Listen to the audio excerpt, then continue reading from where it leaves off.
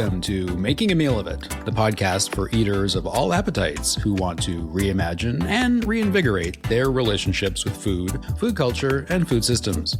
I'm your pot scrubber, garde-manger, and saucy saucier, David Santo. And today we're just hanging out in the kitchen. Actually, we're talking about kitchens, kitchen design and its effects on the people we love, as well as the stories we tell about kitchens and the ways that kitchens enable us to tell stories, and to dance, and to love, and yeah, to cook and eat too. To put us in the mood for all that, let us pause for a brief musical interlude.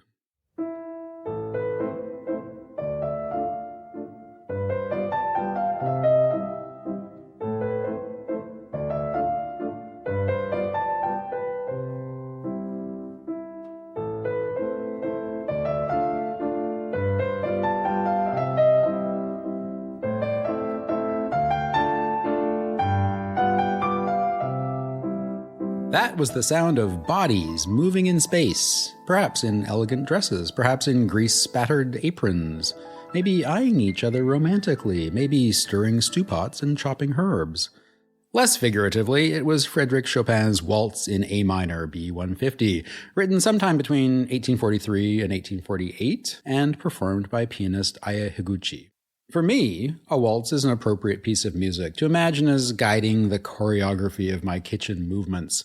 But depending on how you interact with the architecture and surfaces and appliances in your own cooking spaces, maybe another genre is more appropriate. I can certainly imagine some folks wok frying ginger beef to Dua Lipa or Jessie Ware, or maybe kneading sourdough while mumbling Leonard Cohen lyrics, or filleting a trout to a Carrie Underwood revenge tune.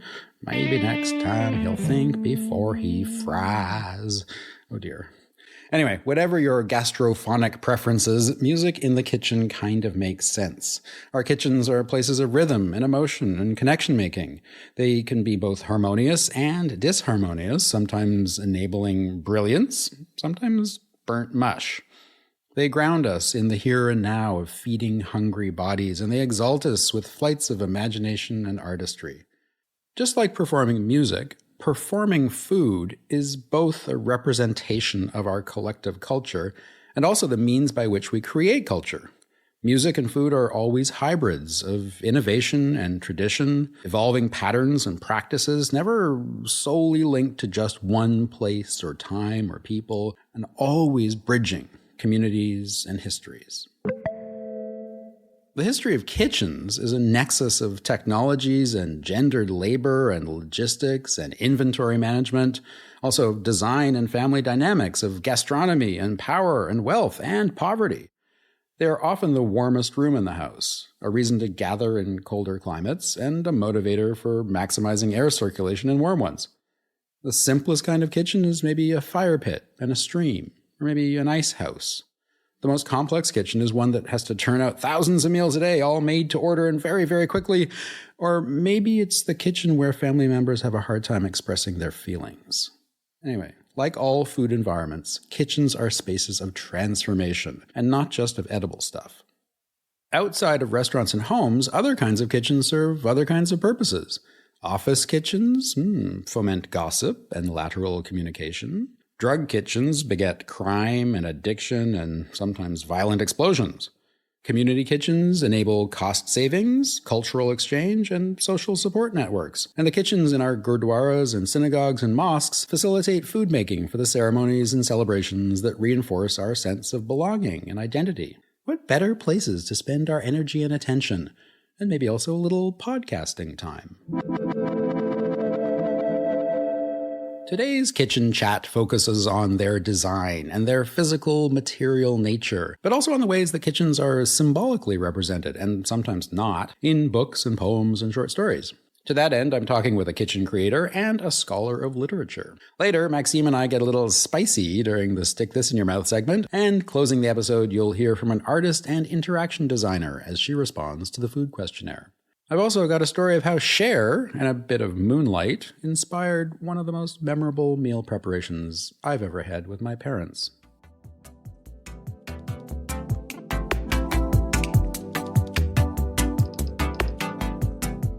First up, Hubert Taschereau, a kitchen designer, fabricator, and installer who also happens to live downstairs from me.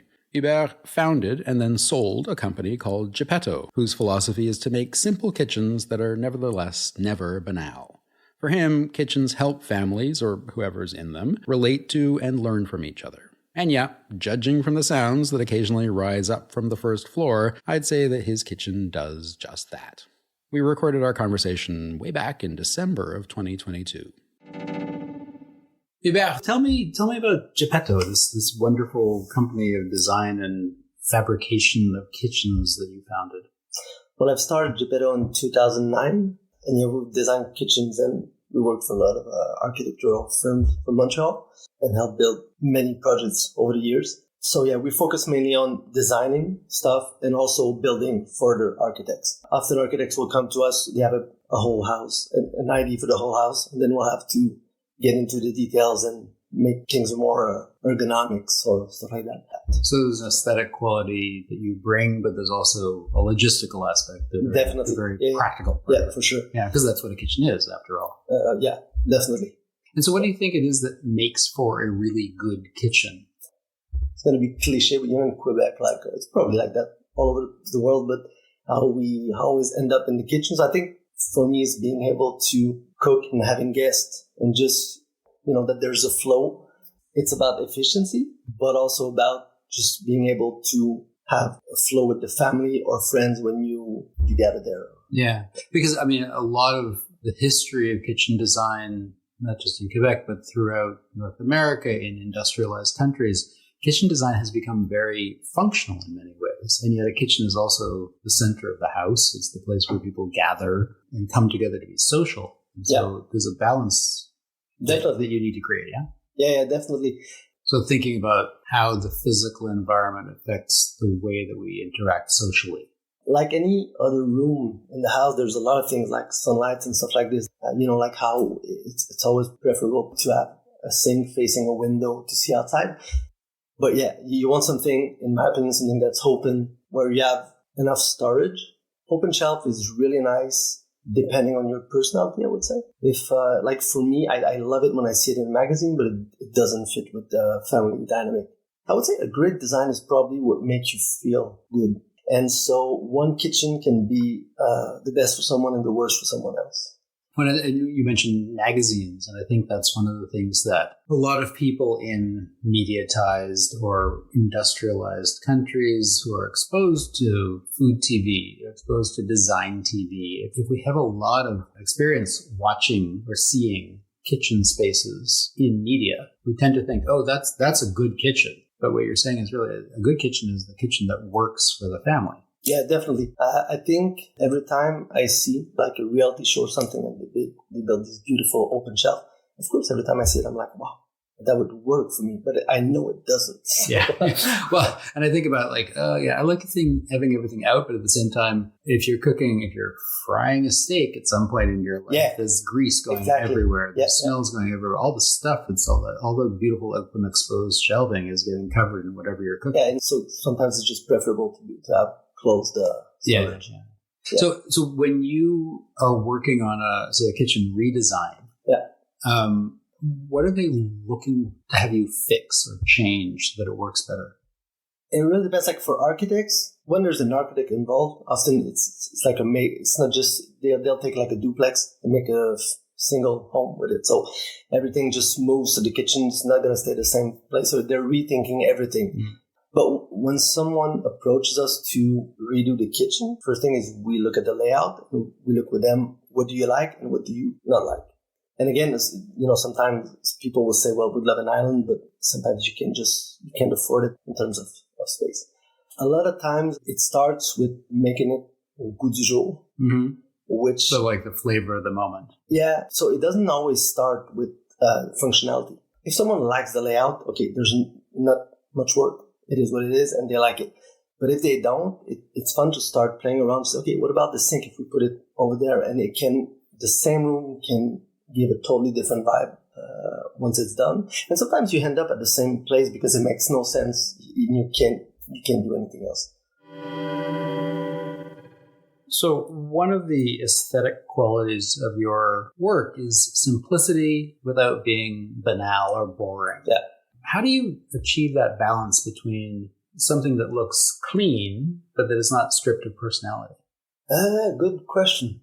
What I do know is that for most of the project that we worked on, once it's installed, and I look at it, I always think how simplistic it is.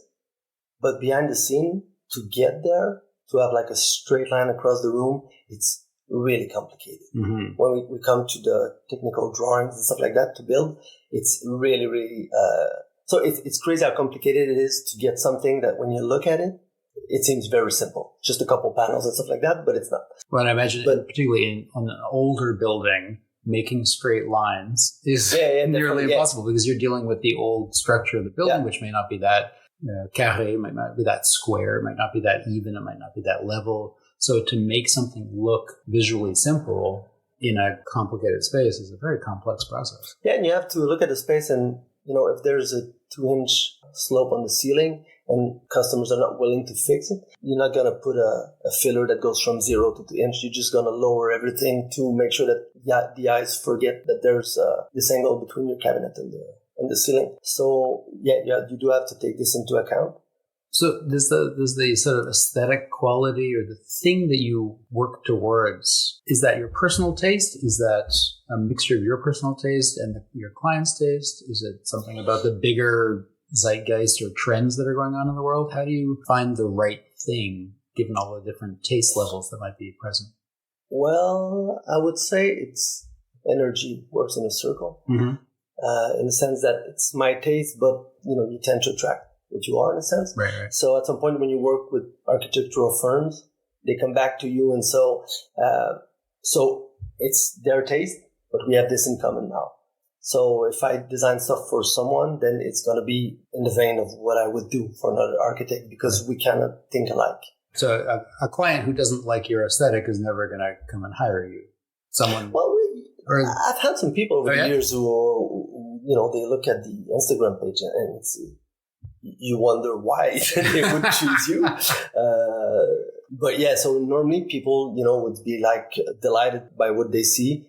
So then they would be on the same page. Yeah. Well, it's interesting because there are so many influences on our collective taste in things like design or kitchen or architecture or kitchen arrangements.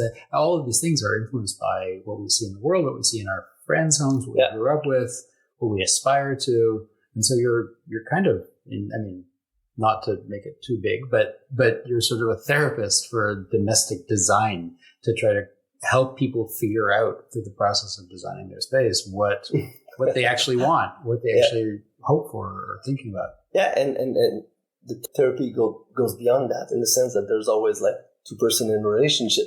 So you have to work in the middle, and sometimes it's really not clear what one's, or sometimes it is clear, but they don't agree on the same thing. And when you don't agree, you cut it in the middle, but nobody's going to be happy.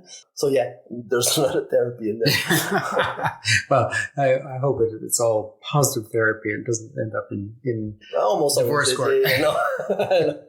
You mentioned money. Money is always an issue, particularly in home renovation.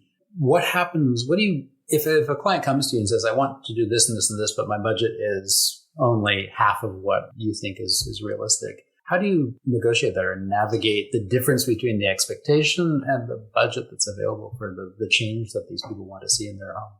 Well, Gepetto is not a place where we have different gamma. Different sort of levels. Yeah, exactly. We do high-end stuff, so it's understandable that people have a budget, of course. But if a budget is too low, sometimes it's better for them just to go somewhere else. And it's fine for us, fine for them. We'll work on projects where people will take storage from IKEA and the kitchen from us. And to me, it makes a lot of sense. So you're perfectly open to figuring out the really economical version of the hardware, for example, and the more custom level of the depending in the sense that we will not incorporate IKEA cabinet into what we do. Okay. But it can, in a project where there's an architect involved or in a room, there can be storage that the contractor is going to assemble. And so, I'm not looking down on this. And you're not trying to stay pure to some abstract definitely vision not. of your work. Because I do understand that at some point you have a budget and it's like these renovations can cost a lot of money. Yeah. So for many reasons, sometimes it can be you don't have the money to do this, or you're there for a couple of years. At a certain age, when we're here for long run, so we want to go all in. But if not, yeah, we'll find, if it's within the budget that we feel makes sense, then, we'll find ways to, I'm not a fan of gadgets in kitchens, but there's a lot of different types of hardware that can be used. And, I'm honestly just a fan of doors and drawers. And even big pull-outs, pantry, stuff like that. I'm more a fan of a just simple door with wooden drawers inside, and it's simple and it works. So speaking of gadgets, what do you think of what seems like the coming wave of smart appliances or refrigerators that are attached to Wi-Fi or stoves that you can pre-program? Like anything, I always try to be careful because I don't want to sound like our parents may have sounded at some point. We move forward in life. But again, I'm a very simple guy in my life, and my phone probably brought me a lot, but we're always messing around trying, okay, what's the Wi-Fi? Why am I not connected? We had a robot vacuum at some point and didn't work with the dynamic with the kids, but I still feel like a good old vacuum or a broom works very well. And so it's a lot of gadgets, and I don't want to be against technology, but I don't want to, on my phone, start the oven before I get home. I know that there's a lot of good to that. But yeah, whether my opinion is good or not about this, it's not going to stop for sure. Well, we can offer our ideas and hope that the world listens, and we can also just keep on doing what we have always been doing ourselves. So tell me about your own kitchen. Like, did you design your own kitchen? I did. You did? Yeah. And is it the space that you think is perfect, or is it always, there's always something else to think about? I think, again, it's within a certain context. I think it's perfect in what we wanted to achieve, in a sense that it's a small kitchen. We didn't want to tear down walls and start a big renovations, so we kept mostly everything in place. But so it's very small. We have 2 kids. They want to help in the kitchen. But if we would have chosen another direction or something, an island would have been super nice. Yeah. Again, as I said before, just being able to cook with the kids without them being in the way and being next to you. You can give them stuff to do or something. Yeah. It would have been nice. And as our families evolve and change and grow and become larger, in terms of the kids anyway, kitchens need to evolve too. So maybe you'll become your own client in the future and do a redesign as you need to adapt to what the kids are doing when they're 8 and 12. Yeah, for sure. Maybe take one of their room and expand. Sorry, kid, you don't have a playroom anymore, but it's becoming part of the kitchen. Yeah, you sleep with your sister now. This has been a wonderful, insightful conversation. Thank you so much for joining us. Thank you very much, David.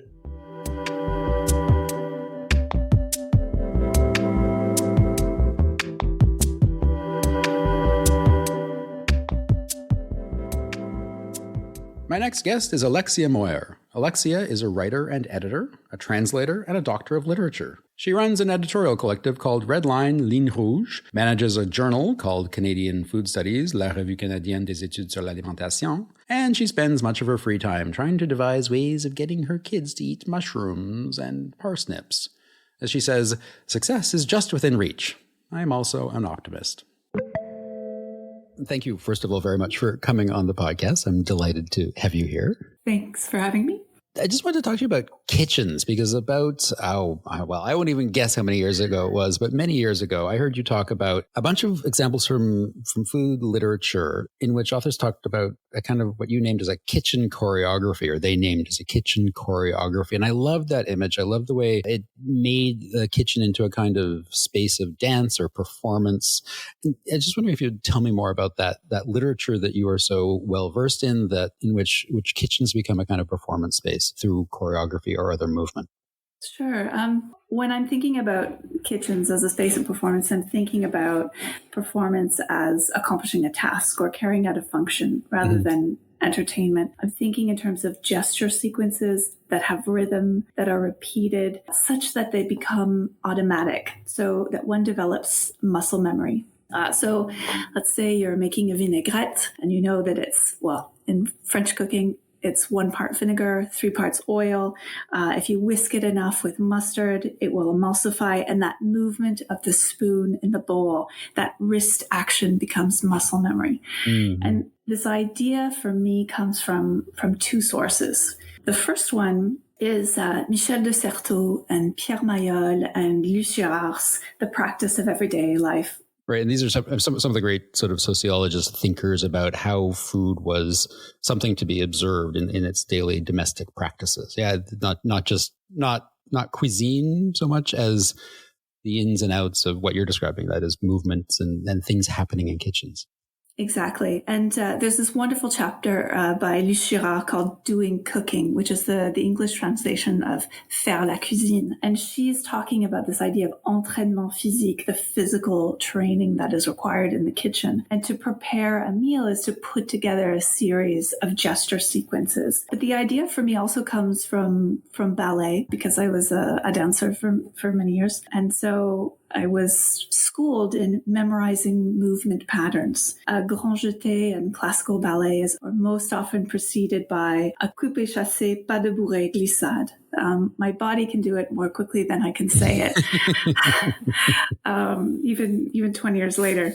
And so yes, this idea comes from these two sources. And there are a lot of writers, and I think of Fred Waugh, the poet, whose book Diamond Grill, which is a series of prose poems. He really captures this rhythm of working in the kitchen quite beautifully. And in fact, even my favorite philosopher of food, Lisa Helke, who's been on the show, has talked about the sort of the gesture of making bread, that rhythm, that interaction between the bread dough, the surface of the counter, your hands, the humidity in the air, the humidity on your hands, and that there's this kind of, it is a dance, that there's this sense of movement that gets inscribed into your body that becomes normalized, that becomes a habit. And we just think of, I know how to make bread, but it's also, as you call it, muscle memory or that or dance with a sequence in it that has repeated gestures. And because we repeat them over and over again, when we make bread, we get into this feeling, and it's there, it's real, even though you can't sort of identify it scientifically. Yes, and it's hard to trace the learning process in a way that you can more quickly from books, and that's something that Lucia writes about as somebody who wanted to learn to cook from books, and then realizing that she had already picked up so much just from watching in the kitchen. So she recognized sounds that she should be listening for, movements that she should be making. If you're in a kitchen that you're very familiar with or that you've cooked in many, many times, you know it as well as an actor or a dancer knows the stage. You know exactly where all the props are or the corners are that you want to avoid as you're spinning in your circles and your pirouettes and your grand jeté around the room. It's you feel it. It's a relationship. Yes, actually, there's a really great movie about this, and I'm trying to remember the title. I don't know if it's called Kitchen Stories, and in which they study that triangle in the kitchen and the way people move in the kitchen. Yeah, that's a fabulous movie, and it's about these Swedish scientists who go and investigate Norwegian single men's homes, and they discovered that the kitchen choreography is not scientizable. Exactly, it's a marvelous film. So it's a beautiful movie, yeah. So obviously you have experience with a great range of literature that covers food-related subjects, but a lot of authors, fiction authors I'm thinking of, who just don't really address what happens in kitchens. They glide over it. So some authors focus on kitchens, some authors don't focus on kitchens. And it seems to me that's sort of bizarrely contradictory. Do you have a sense of why that is, that in some forms of literature, food and kitchens and cooking become very visible, and in some others, they're just sort of ignored? So I think even more broadly than kitchens themselves, there are writers that write about food and writers that don't. And I was looking at this anthology of writing that was written in 1987, that was edited in 1987 by Margaret Atwood. It's called the Candlelit Food Book. And she put it together as a fundraiser for PEN International. And as she was collecting the materials, she really saw this dichotomy between the food and the not food interests. And she always wondered as a child, when she was reading Ivanhoe, what Rebecca was able to eat when she was shut up in the tower. Poor thing. But I think the thing that we need to keep in mind is that when an author feeds a character or places them in a kitchen, that choice is always deliberate. It always has meaning. So unlike us, we need to eat to survive, but a character doesn't necessarily need to eat. So when you see a food scene, it has meaning. And Rachel McGee writes that it gives readers a sense of their characters, their world, and their relationship to that world. It's kind of an embedding process in the lived experience of the humanness of the character and not necessarily the intellectual experience or the emotional experience that the author might be wanting to convey in some sort of disembodied, non-eating character's life. Yeah, exactly. And if they're not eating, there may be a reason for that as well. Right, of course. Well, and I'm sort of also assuming that from a sort of long systemic sexism perspective, since food work and other forms of domestic labor were historically associated with women's roles in the household, and women's roles have often been devalued, that food scenes or kitchen work or this kinds of thing would also not necessarily valued by all masculocentric authors throughout the history of literature.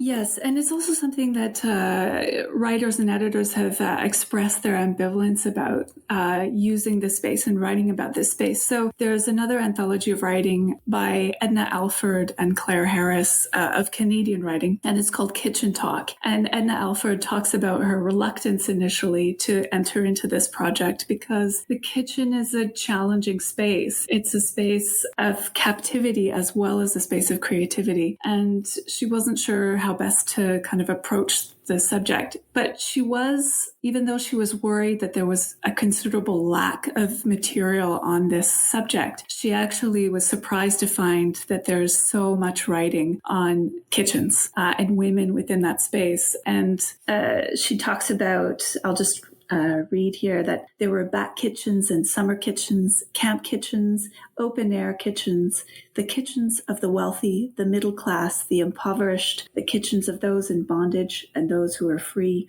There were restaurant kitchens, communal kitchens, tropical kitchens, Arctic kitchens, and all of them sites of significant human experience, celebration, damnation, and everything in between. That's fabulous. What's that from again?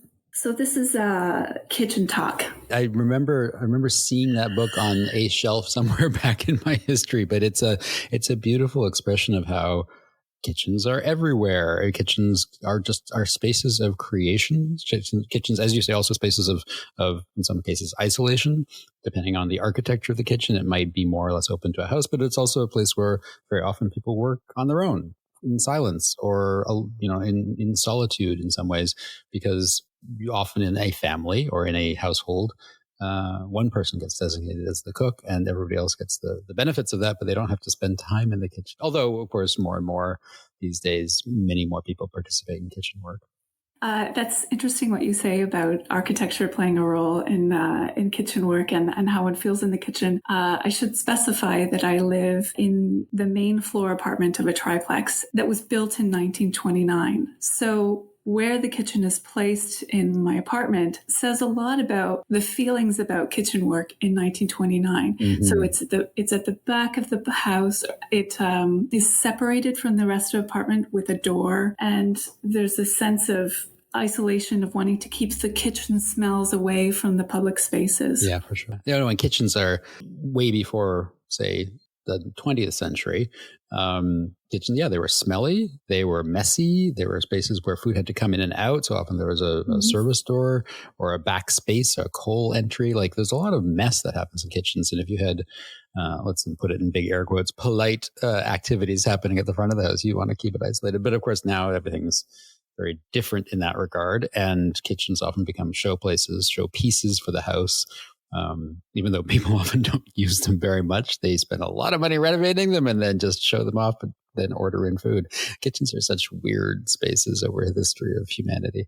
We've sort of remedied that by ignoring our living room, which is at the front of the house, and simply living in the kitchen at the back of the house. Although I do have to go into the living room eventually because that's where all the books are.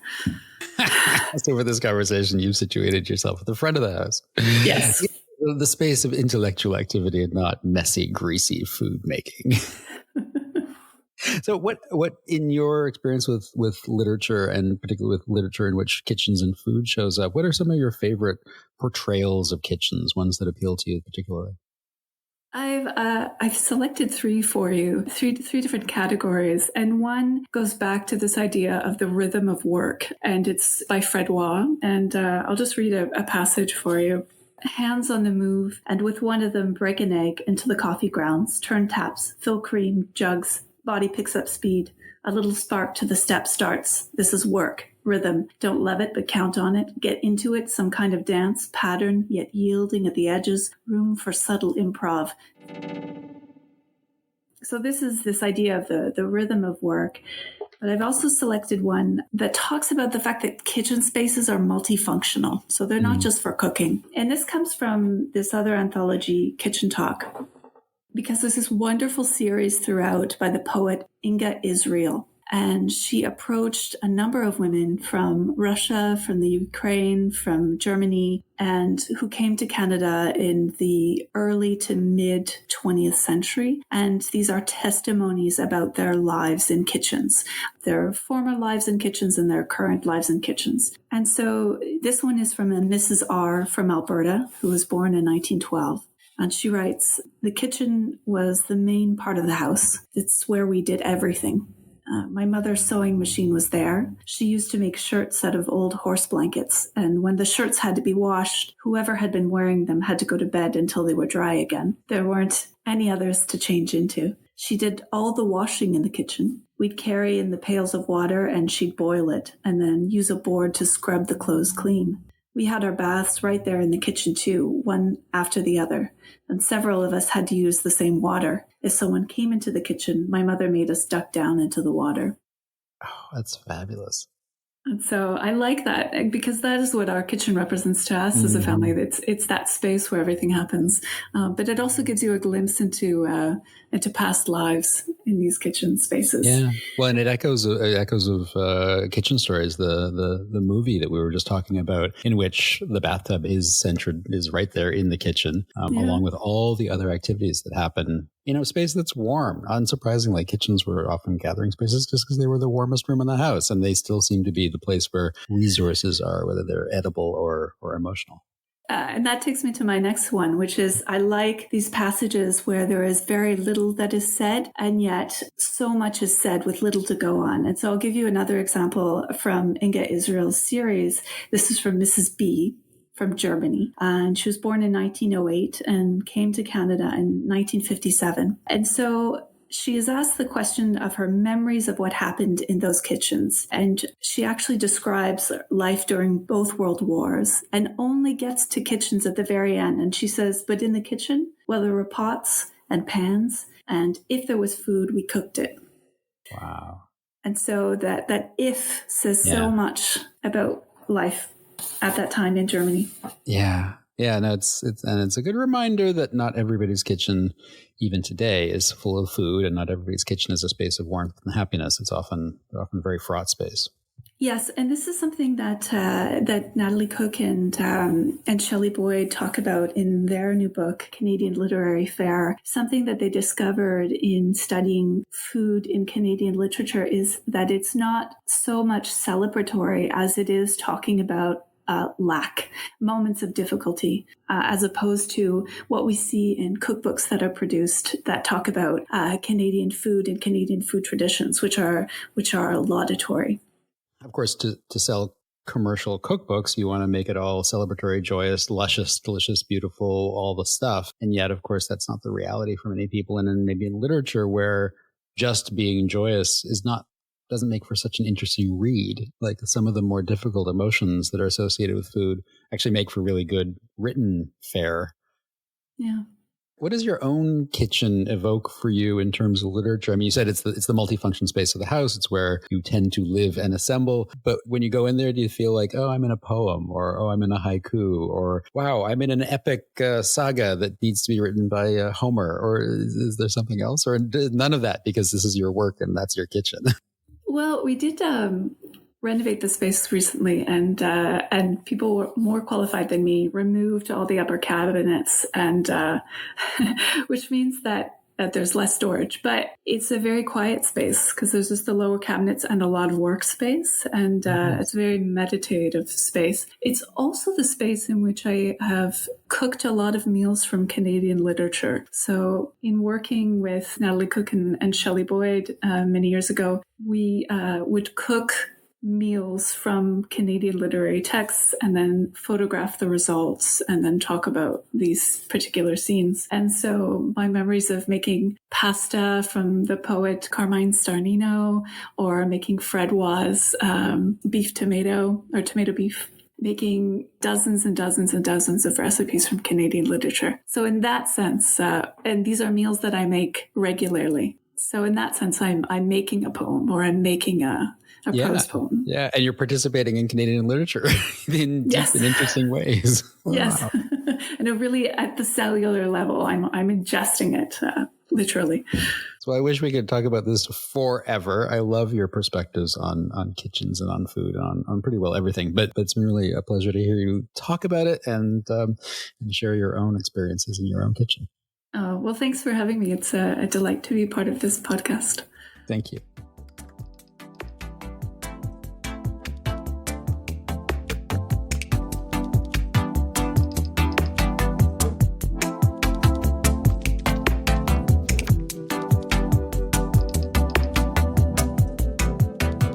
To find the readings that Alexia referred to, as well as the film Kitchen Stories that we both mentioned, check out the show notes for this episode.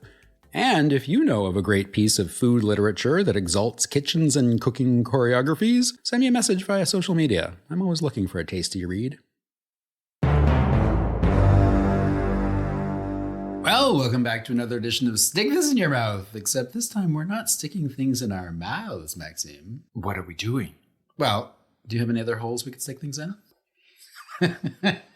Yes, David. Okay. Well, I was thinking about our nostrils, because we're going to play around with smell this time instead of taste, because you're also extremely sensitive, I find, when it comes to smelling things. And you smell floral smells and spicy smells and food smells much more than I do. So I thought, let's try that out. Mm-hmm.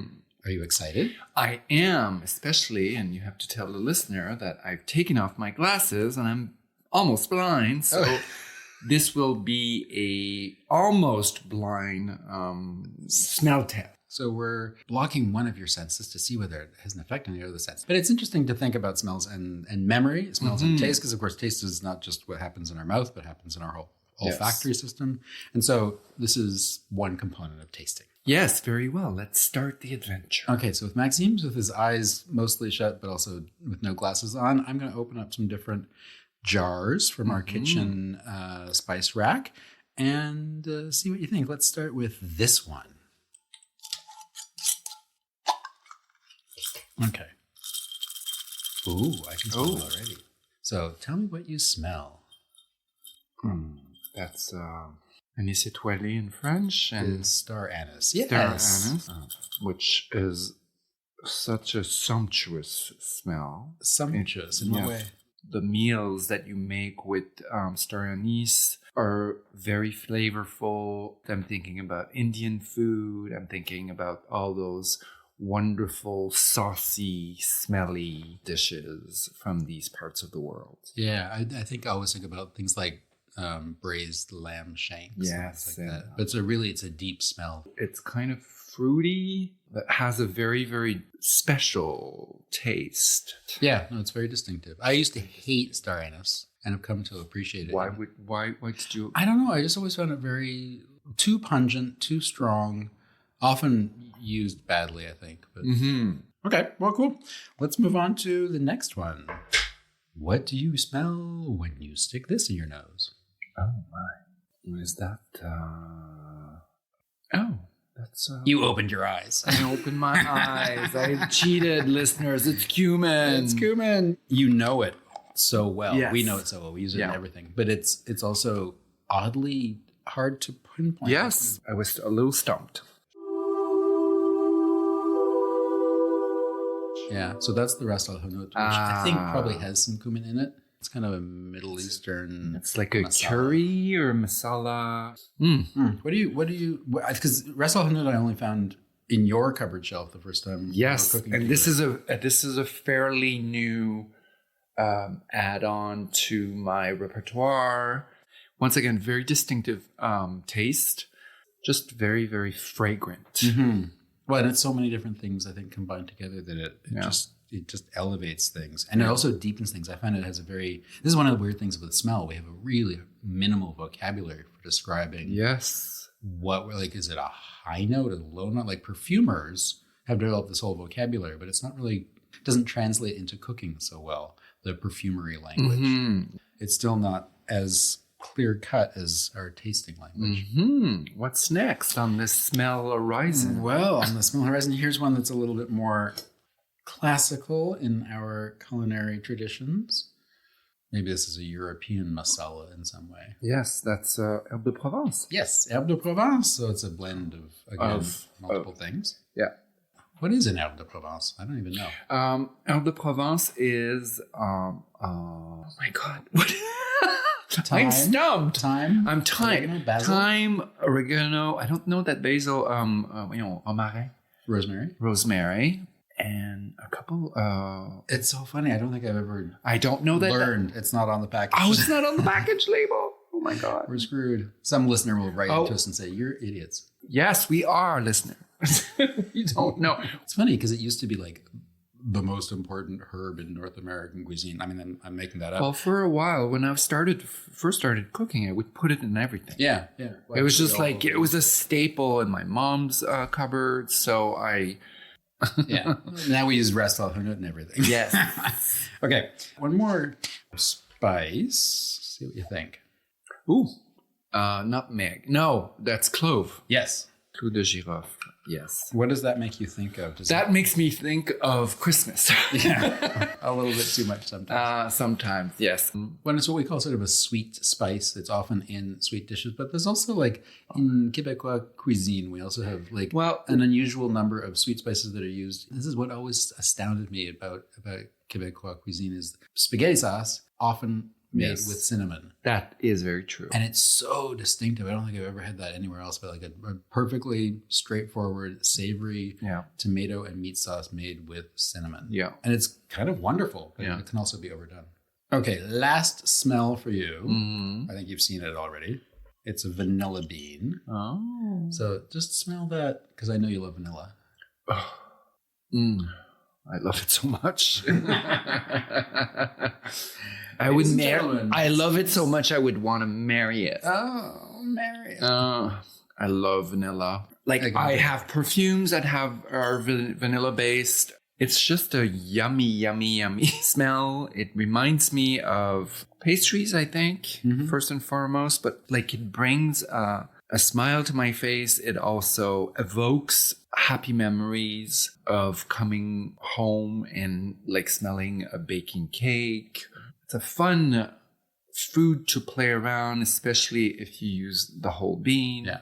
So vanilla and caramel are the two most popular tastes globally, I believe. Mm-hmm. And they're very related in many ways. That sort of sweet warmth that is, as I understand it, a very strong memory for most people who were breastfed, because the smell of mother's milk is very vanilla, kind of vanilla caramel, and that's why it becomes a very internationally favorite aroma, because it connects us to this memory. If we were breastfed, obviously not. But that would make a lot of sense. Yeah. I mean, I think even baby formula, it smells a little bit like this also. Yeah.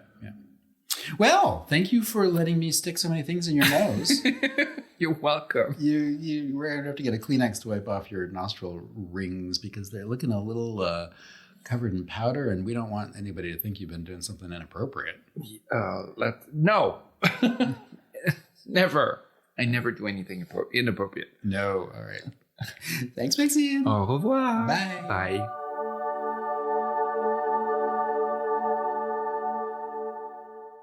The nearly perfect food movie Babette's Feast has long inspired me about what kitchens can do, not just to food, but to the people who work in them.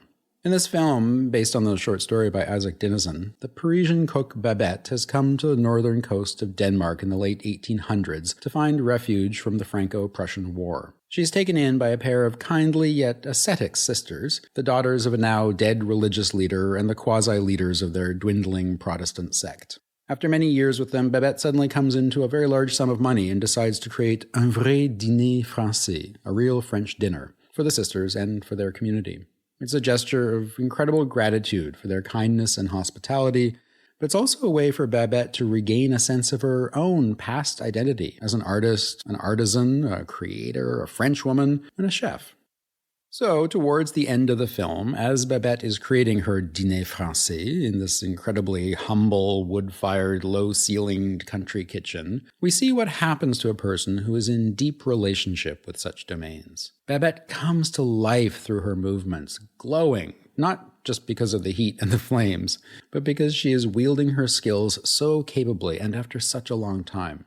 She makes turtle soup and blini demi-d'oeuf, quails in puff pastry shells, and a baba au rhum. She serves Amontillado sherry and Veuve Clicquot champagne, a Clos de Vougeot pinot noir, a sauterne, and some very fine cognac.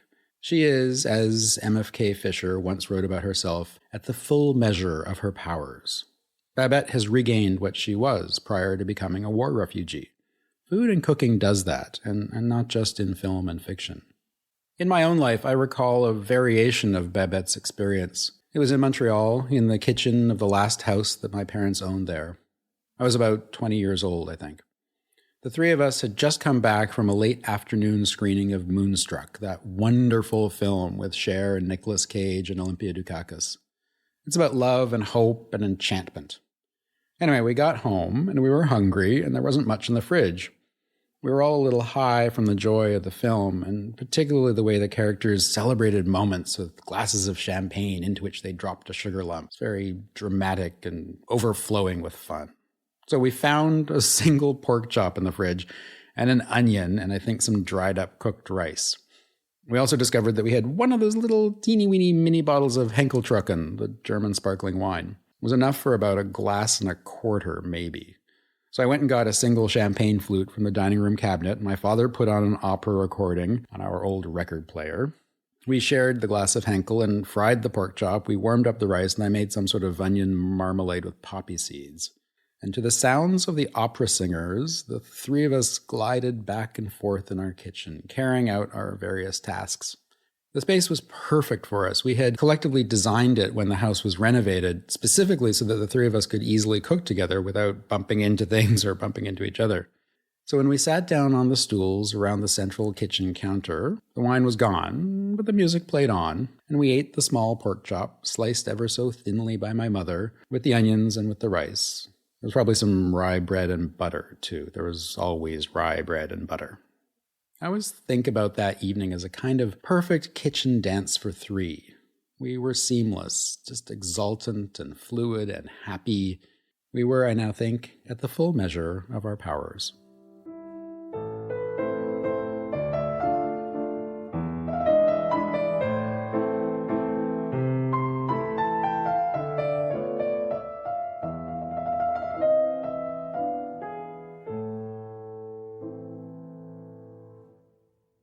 As usual, it's time for the Making a Meal of It Food Questionnaire. This week's respondent is Dawn Lee, a person I have known for about 35 years. She's a designer and an artist and a quilter and a cook, and we have spent many, many gorgeous hours in her and my kitchens. And she is the only person I've ever known who can make beef Wellington and Chinese wax sausage rolls with equal aplomb. She's a wonderful friend, a teacher, an ally, and when I lived in Toronto, she showed me how to do ikebana and order dim sum in Chinese. The little ladies from Hong Kong who pushed the steam carts around always did a double take when I got something right, and Dawn always laughed with deep pleasure at that. For nearly 4 decades, Dawn Lee has been a designer for the Ontario Science Centre in Toronto. She's a trained artist and animator, a muralist, and a community activist. As we recorded her responses, Dawn described herself as nervous, hungry, and thinking about lunch. Dawn, what is your idea of a perfect food? Cantonese cuisine. Of what food or food context are you afraid or distrustful? Food that's unfamiliar and strange to me. What word or concept describes a well-balanced food system? A diabetic diet. I had meant it to be a diabetic diet, but then I wrote diabetic diet. So I kind of like that. What word or concept describes why food systems often remain unbalanced? Too tasty. Which food person do you most admire?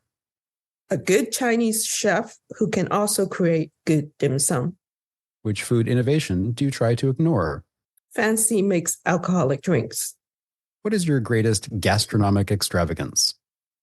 A fresh lobster roll eaten on the East Coast. For what do you hunger? Braised ginger and onion oysters in a hot pot. What do you consider to be an overrated food or food context? High tea. On what occasion do you feign satiety? A fancy Seder with gefilte fish. What do you most dislike about dinner tables? Not big enough to hold all the friends I want to invite. What is the quality you most like in a fruit? The natural juiciness. What is the quality you most like in a cut of meat? Soft, rare, cuts like butter. Which condiments do you most overuse? Hot sauce. What kinds of gardens make you happiest? Natural gardens that doesn't require me to work, but let me sit still and enjoy its life-giving force. If you could change one thing about nutrition, what would it be? The balance of salt, sugar, and fat being essential to good nutrition. What do you consider your greatest edible achievement? I have so many I can't remember. If you were to die and come back as an edible animal, vegetable, or mineral, what would it be? A sweet, ripe, juicy watermelon. Where and or when would you most like to dine? A quiet hole-in-the-wall, peaceful diner with a picturesque window. What is your most treasured kitchen implement? My Nespresso coffee maker. What is your favorite highly processed food? Chinese preserved duck liver sausage. What is your favorite aroma? First cup of coffee in the morning. What do you most value in your friend's food? Made with love and care. Who are your favorite food writers? I don't read. Who are your favorite food celebrities? Glenn and Friends. With which cuisine do you most identify? Cantonese. What would you eat as your second to last meal? I can only decide at that moment what I feel like. What food-related epitaph would you put on your own tombstone? Dawn, art, food, and friends. What question would you either add to this questionnaire or like to ask me? How do you want to change the world with food?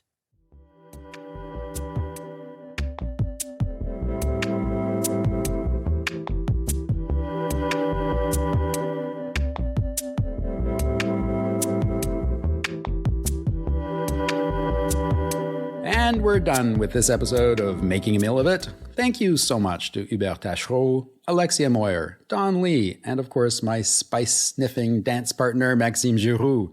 My deepest gratitude to the myriad kitchen goddesses and oven elves who have helped me sense, feel, and vibe with the cooking spaces in which I have moved, and of course to those wonderful designers and writers who help us see and think about our kitchens anew.